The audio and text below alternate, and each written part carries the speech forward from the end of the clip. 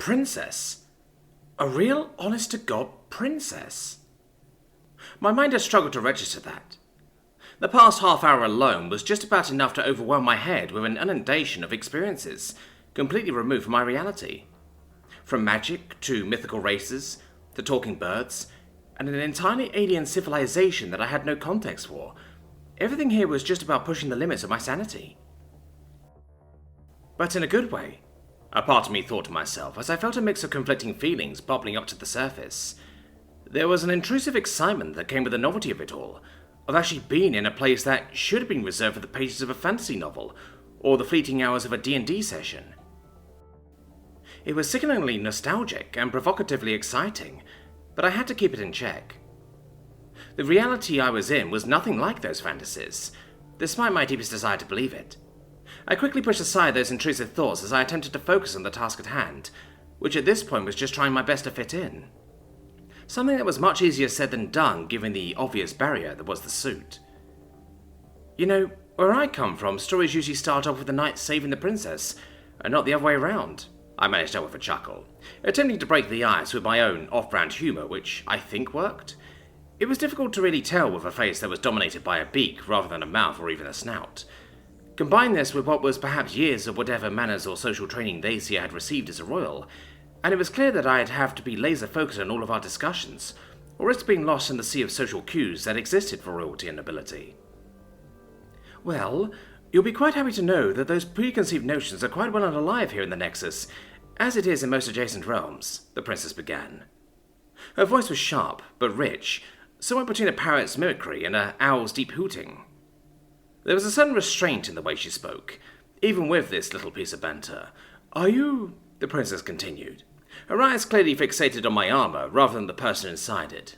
"If you'll excuse my presumptuous line of questioning, of course, but am I correct in assuming you're a knight of your realm? Perhaps a squire, given how knighthoods are most usually bestowed well beyond the Academy's age of matriculation." I blinked for a few moments, feeling as if I was thrust into an interview or a social function reserved for the director and her military brass.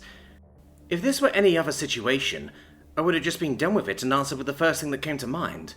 But this wasn't like any other situation, so whatever answer I gave had to be heavily audited.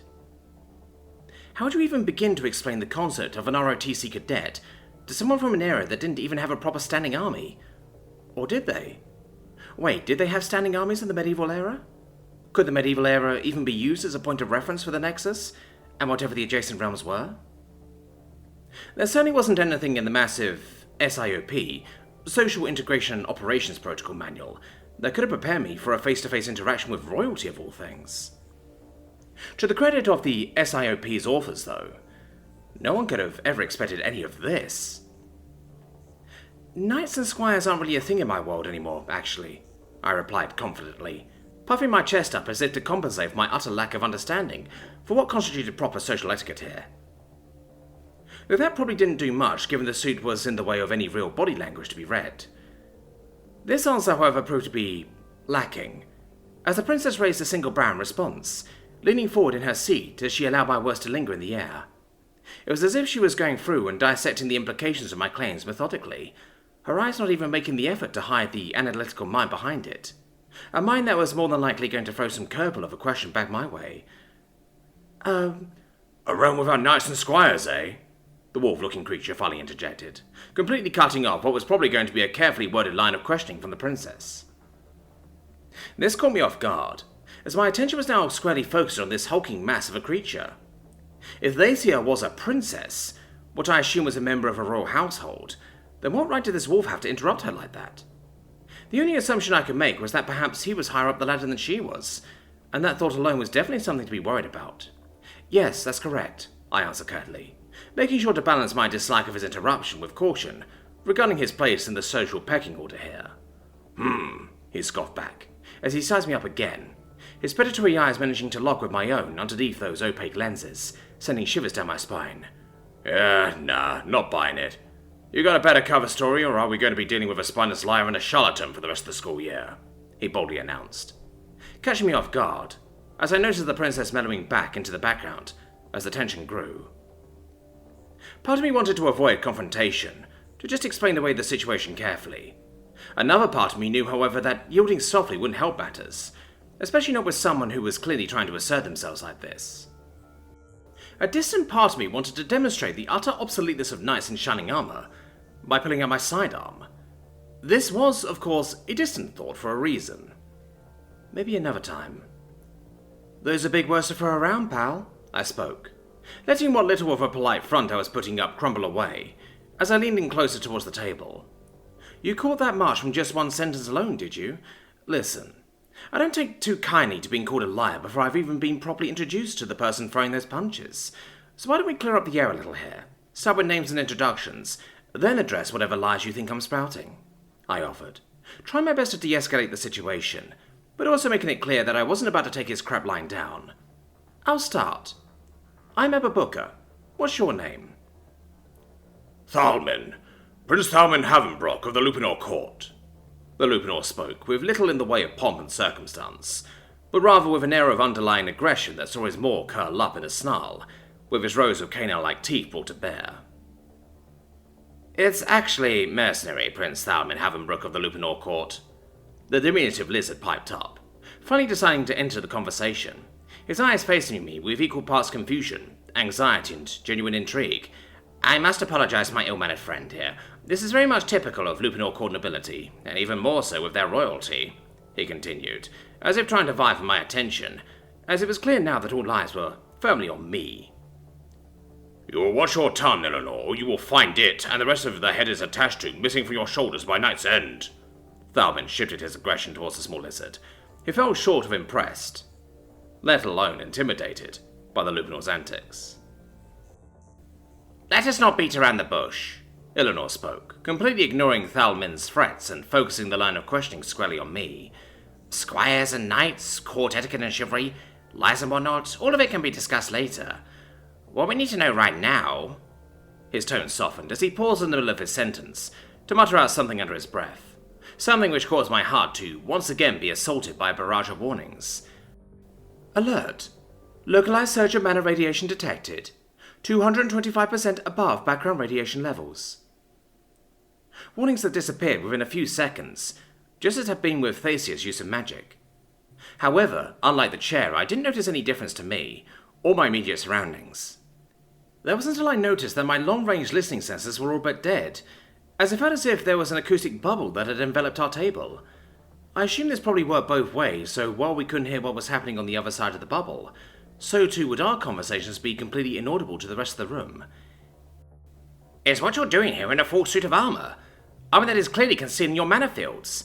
Tell us, Emra Verfram, have your kind developed a way to hide the sickness of mana field taint?" "Eleanor, please." "Quiet, princess. If we are to move forward as a peer group, we mustn't hide such pressing matters from one another," the lizard snapped, cutting Thasia off, as it became clear to me that these two were not above knocking her down at every possible turn, despite her royal rank. It sickened me to my stomach. "That must be the only reason behind your ridiculous insistence on wearing a full suit of armor to the academy. Why else would someone try to mask their mana fields? In fact, I don't even think there's anyone underneath that suit at all. Are you perhaps a golem, or some artificed slave soul trapped in metal? There's no other explanation as to why you were able to sit there, exuding nothing, like a lifeless suit of armor." The lizard turned around to face Thalmin, then Thasia, who sat there with a look of growing concern. "You'll feel it, I know you can. There's no mana field within or around that thing. It's like a slave is sitting at our table. How else would this thing feel so lifeless and dead?" he reiterated, forcing Thasia to slink back further into her seat, as Lupinor grew quieter and quieter still. "I'm just saying what's on everyone's mind," he quickly added. "What the fuck is your problem?" I shot back through my vocoder, the volume alone causing the diminutive lizard to slink firmly back against his seat. I stood up, the full 7'4" height of my suit easily surpassing the lizard's height twice over. Whether it was the stress of the whole situation, or the fact that my hands were practically splintering the table at the seams, Thasia finally snapped back. "Enough!" It was at this point that my sensors reported another surge of magical radiation, except this time it wasn't capping out or remaining fixed at a certain percentage over the background radiation, but was fluctuating wildly. Soon after the variable fluctuation of mana field energy, I felt the audio nullifying bubble around us pop, as the sounds of the room were once more audible, forcing all of us to step back from each other's throats before I heard yet more gossip from afar, this time targeted towards the avian. Huh. Seems like the tainted princess just had a little breakdown. I'm surprised they even sent her to the academy. Only the gods and goddesses know when her taint will overwhelm her mana fields. It will spell death for everyone here. May her peer group find solace in their quick and timely demise. Wait, group? I parroted out, which garnered the attention of everyone at the table. Are we... Oh, so our knight in shining armor finally gets it. Yes, our group. The table you sit with at orientation will dictate your peer group for the rest of the academic year, the lizard hissed back, as he refused to meet my gaze, instead focusing on domed dishes in front of him. I believe this is why Prince Thalmin Havenbrock and Lord Aluna Relaria here are currently on edge. It is a huge risk for the three of us to be paired with a being which we lack any knowledge of.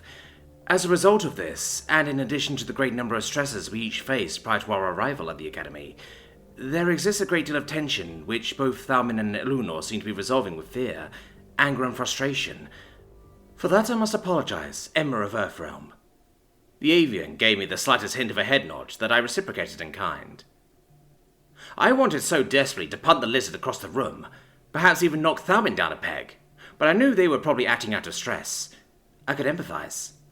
Conflict de-escalation was what was keeping me back, although it was a bit harder to do with the lizard. It's fine, I get it. I literally just survived being turned into a pile of liquefied goop just half an hour ago. We all have our issues to contend with, I sighed, placing both hands on the table in front of me. I'm willing to answer any questions you have, but let's just try to be a bit more civil, okay? I offered, putting that olive branch out there as the wolf seemed to be willing to play ball, nodding and leaning forward. The lizard has a point, he began. We need to know why the armor, Emma. His tone was far more subdued now, but still carried a certain severity behind it. I looked everyone dead in the eye, and despite them all being unable to see my eyes underneath the lenses, I tried my best to maintain eye contact all the same. Part of me wondered if I should evade the question, but I knew that if this really was to be my group for the rest of the year, healthy communication would be key. If I take this off, I die, I stated bluntly, eliciting reactions I more or less expected. Dramatic, Ilunu whispered under his breath. The wolf, however, didn't seem to mind as he gestured for me to continue with a single nod of his head. Go on. I'm not sure if the Academy told you this. I mean, judging from how gossipy this place is. I gestured to the tables behind us to illustrate my point. It would be kind of surprising if you guys hadn't heard, but the previous human student who tried to cross the threshold just ended up melted. The suit is all that stands in the way between me and that fate. I shuddered, a tinge of concern dripping with every word, as just admitting that fact made me acutely aware of just how precarious my position here was. The whole room looked so normal, yet for all intents and purposes it was effectively the vacuum of space to me. How is that possible? Lacia began, only to have her line of questioning cut short by a series of 3 loud thumps. Each thump reverberated louder and louder, as all eyes shot towards a part of the room that I could have sworn didn't exist just a moment prior. A quick look at my HUD revealed that a small spike of radiation was detected, hinting at the fact that there was probably some magic involved with all of this. What appeared in front of us was an entire stage, elevated about 5 feet above the floor, and connected to the floor via a series of levitating marble staircases. Attention! Students to be from the Nexus and adjacent realms alike. The orientation is about to commence. A voice echoed throughout the room, belonging to none other than the blue-robed professor who just apparated alongside a group of 25 similarly cloaked humanoids, who stood at attention behind him. Each of them seemed to belong to a different race. Most seemed elfish, but a scant few stood out as draconic, and even cat-like. My eyes focused on one figure, however. A tall, graceful, regal-looking elf draped in a cloak that was pure white. So white, in fact, that I could swear it practically radiated light itself. Something told me this was more than likely the man in charge of the whole operation. The Transgression Academy for the Magical Arts welcomes each and every one of you, the white-robed figure spoke, moving forwards to completely overshadow Vanavan. For those of you who do not know, I am Dean Atalan Roa Astor, the 2,592nd Dean of this Academy, and the 4th of my lineage to hold such an honor, the Dean continued, as the rest of the professors behind him fell in line, standing in 3 distinct rows, with the black-robed Maltori and blue-robed Vanavan standing immediately behind him. Now, I expect most of you to have read up on your history, but because we are blessed with a new realmer amongst our ranks..." The dean's eyes shifted towards me, and so did the entire room and 3 rows of professors. Thanks to the suit, no one could gauge my reactions, but underneath I was practically melting alive. I deem it best to provide a brief summary of the significance of this academy to the balance that is the Nexus Realm Accords. In the beginning, there was nothing. Nothing but the Nexus itself. This Nexus, however, wasn't one any of us today would recognize, for it existed as a world of pure matter, where the gods existed in peace and harmony. This harmony, however, was not fated to last, for out of this realm of matter came another being, a god in everything but name. His taint and miasma infected the realm, and out of this taint came sin, and out of this sin came discord, and from that came the corruption of the old gods, and the eventual war in the heavens which forever shattered the perfection that was the old Nexus. Yet from the ashes came the seeds of new life, the adjacent realms, born as but an afterthought, without purpose, without direction.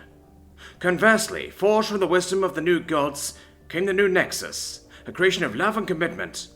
A commitment to forge a better world of enlightened beings. Beings which comprise up much of the Academy's faculty and staff. The Dean gestured to himself, and the staff which stood unflinchingly behind him. The Academy was constructed to bridge the gap that exists between the Nexus and the adjacent realms, to teach and enlighten those with the gift of manner, and to elevate the adjacent realms from its natural tendencies of barbarism to one of civility. We exist to bring the enlightenment of the gods to the lightless. The Dean's monologue was capped off with an unwavering smile, one that only grew in confidence as he went on. Students from the Nexus and adjacent realms, by order of the Transgratia Accords of 10092, under the blessings of all the adjacent realms, and approved by the holy decree of His Majesty the King, I hereby announce the official start to this academic school year, and the induction of the class of 29019. Yet instead of the cheers and claps of any other such announcement, what I saw before me was a room filled with dread. "He can't do that," I heard several voices whisper throughout the room. "The orientation still hasn't even begun." A few more spoke, before silence eventually dominated the entire room. The formerly chatty and well-composed crowd had all but lost their composure at that proclamation, and what's more, quite a few began to fidget with their uniforms, specifically with something hidden underneath them. Murmurs were heard from the faculty on stage, as Vanavan stepped forward to the Dean, whispering something into his ear, which only elicited the most dismissive of glares, as he was forced back in line in the most passive-aggressive way I could imagine. The whole room reeked of something having gone terribly out of step, like the carefully choreographed and rehearsed lines of the past few minutes had been derailed without warning. "So," the Dean continued. The warmth in his smile was still there, yet I couldn't help but feel that it was completely out of touch with the mood in the room. "Without further ado, we should get on with the ceremony of scholarly rites." The tone in his voice hinted that this was a request, or something optional, yet the way he phrased it made it clear that this wasn't just a passing remark. It was a demand. A demand that had clearly spooked all of the students in the room, and had caused the few that were fidgeting with whatever it was underneath their cloaks to begin uttering murmurs that caused small localized spikes in matter radiation around themselves. Maltori stepped forward, his eyes gazing across each and every one of the students in the room with a piercing, almost unfeeling look of apathy, as he held something in his hands. It was a leather-bound case, an object that seemed too plain to be something issued by a school that exuded wealth and extravagance. "The first student who steps forward for the ceremony will receive 20 points credited to their peer group, 30 points to their house, and 50 extra credits to whichever class they see fit."